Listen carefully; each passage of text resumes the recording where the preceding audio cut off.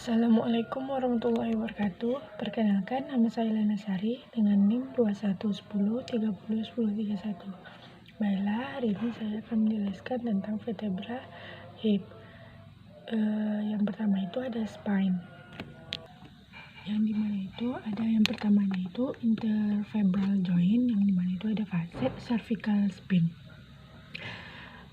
Facet cervical spine itu adalah bergerak pada bidang transversal dengan gerak ke segala arah.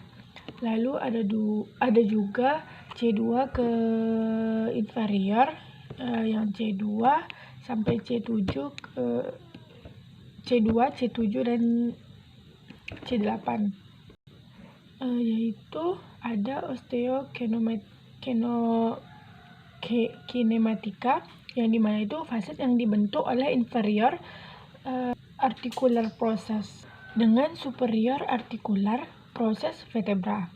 Lalu ada juga artokinematika, yaitu arah gerak facet pada bidang transversal sehingga memungkinkan gerak ke segala arah. Lalu ada konveksi dan traksi yang terjadi antara diskus dan korpus. Lalu lumbar spine itu memiliki force atau beban paling tinggi terhadap pelvis. Beban yang besar akan diredam oleh facet, diskus, ligamen dan otot. Lalu ada thoracolumbar, yang dimana itu osteokinematika atau pergerakan tulangnya itu adalah fleksi dan ekstensi. Fleksi 55 dan ekstensi 25. Lalu ada lumbosakral, yang dimana osteokinematika itu fleksi, ekstensi dan rotasi. Posisi fleksi dan rotasi, besarnya tekanan pada diskus, yaitu pada saat posisi fleksi dan rotasi. Kecilnya tekanan pada posisi tidur terlentang atau pada posisi anatomis tubuh. Lalu ada lumbopelvic, yang dimana posisi anatomisnya itu terjadi gerak antara lumbar, sacroiliac dan hip joint. Osteokinematikanya itu ada fleksi, ekstensi dan lateral fleksi. Kalau artokinematikanya itu gerak yang dimulai dari cervical, thoracal, lumbar, spine, sacral dengan hip joint. Pelvis merupakan penghubung trunk dengan ekstremitas interior, sehingga harus saling bekerja sama pada setiap gerakan lumbal dan hip. Ketika tubuh dalam posisi berdiri tegak, pelvis menerima berat kepala, trunk dan hiperekstremitas. Lalu pada pelvis ada forward tilting, yang dimana ada sacroiliac jointnya. Artokinematika itu pelvic bergerak ke anterior.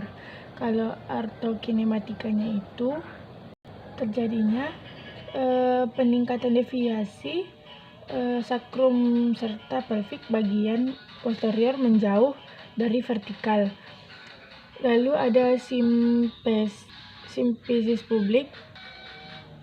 pubis berputar ke bawah. Lalu ada spinous iliaca anterior superior, yang dimana bergerak ke femur karena pelvic berotasi ke depan sekitar aksis transversal hip joint. Lalu hip joint sedikit fleksi. Lalu permukaan posterior sacrum itu berputar ke atas pada hip joint. Lalu ada backward string, yang dimana osteokinematikanya itu adalah yang pertama itu ada pelvic bergerak ke arah belakang.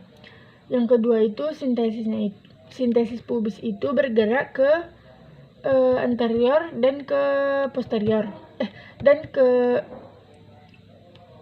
kranial. Lalu shapes-nya itu bergerak ke posterior dan interior itu mendekati pada bagian posterior femur karena pelvic berotasi ke belakang sekitar ke A-shape joint.